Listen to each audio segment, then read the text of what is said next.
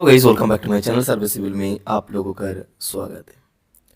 आज आप लोगों को मैंने बताऊंगा जो किस तरीके से हमारे कमांड काम करते हैं, क्या कमांड को डीएक्टिव करते हैं। हम लोग पिछले क्लास में सीखे थे हम लोग यूनिट कैसे सेट करते हैं, क्या हमारे ऑटोकैड का जो भी रिबन है, क्या टूल्स है, क्या मेनू बार है, सबके साथ परिचित हुए थे।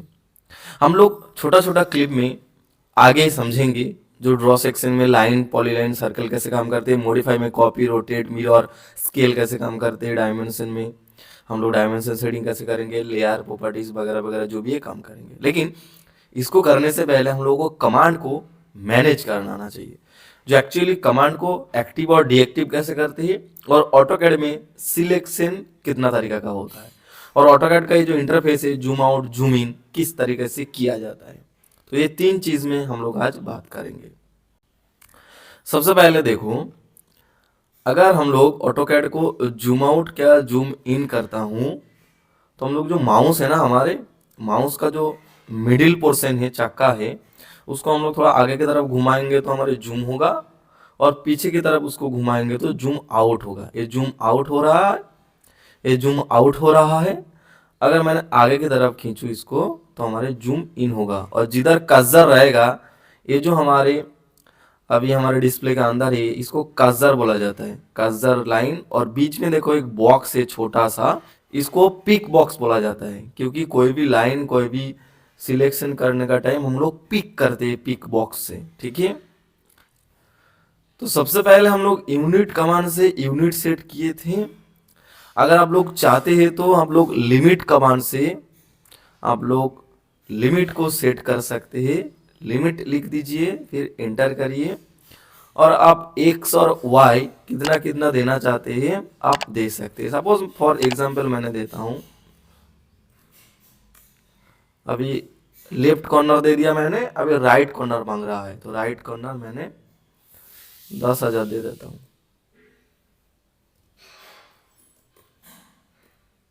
ठीक है। ओके, आप लोग इस तरीके से लिमिट सेट कर सकते हैं, लेकिन लिमिट सेट करने का कोई आवश्यकता है नहीं, क्योंकि हम लोग जो काम करेंगे वो मान के चलिए कहीं ज़्यादा एरिया हो सकते हैं, कम एरिया हो सकते हैं, इसके लिए लिमिट का हमारा जरूरी नहीं। आप लोग चाहे तो कर सकते हैं, मैंने दिखा दिया। तो सपोज देखो, हम लोग कमांड अगर लेंगे, कमांड लेने के लिए हम लोगों को बार में जाना पड़ेगा, टूल बार में, जैसे ड्रॉ टूल बार है, मॉडिफाई है, एनोटेशन है।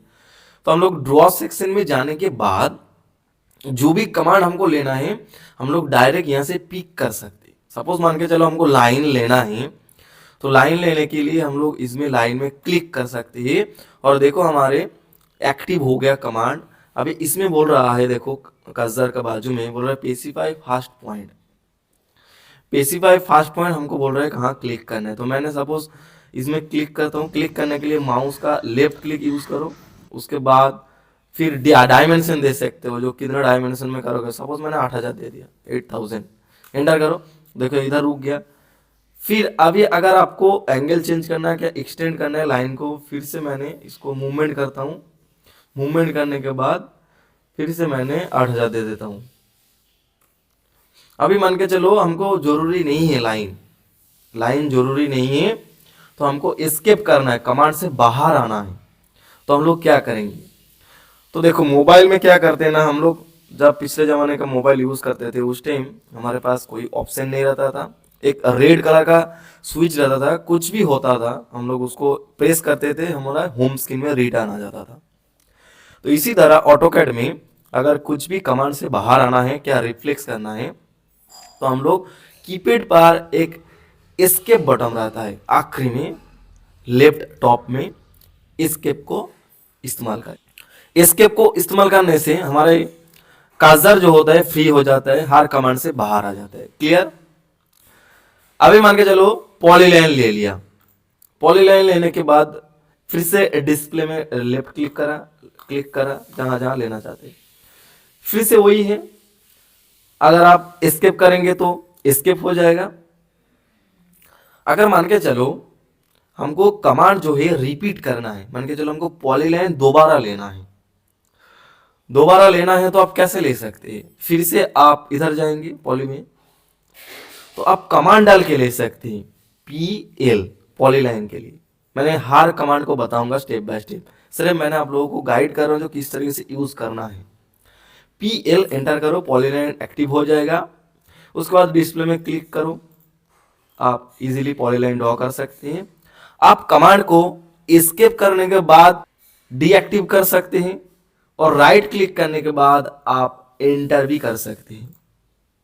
एंटर करोगे तो आपका जो भी लाइन आपने खींची है कमांड से बाहर आ जाएगा। क्लियर? हम लोगों ने दो तरीके से कमांड से बाहर आना सीख लिया। अभी तीसरा तरीका है, सपोज मान के चलो बाय लेयर में मैं आ जाता हूं, प्रॉपर्टीज में बाय लेयर में क्लिक किया, ग्रीन कलर चूज कर लिया। अभी मान के चलो मैंने लाइन खींचूंगा, L एंटर। अभी मान के चलो इसको फिर से खींच लिया। ओके, अभी मैंने एस्केप कर देता हूं, क्या राइट क्लिक करके एंटर कर देता हूं। ओके, अभी सपोज मान के चलो हमने इसी कमांड को रिपीट करूंगा।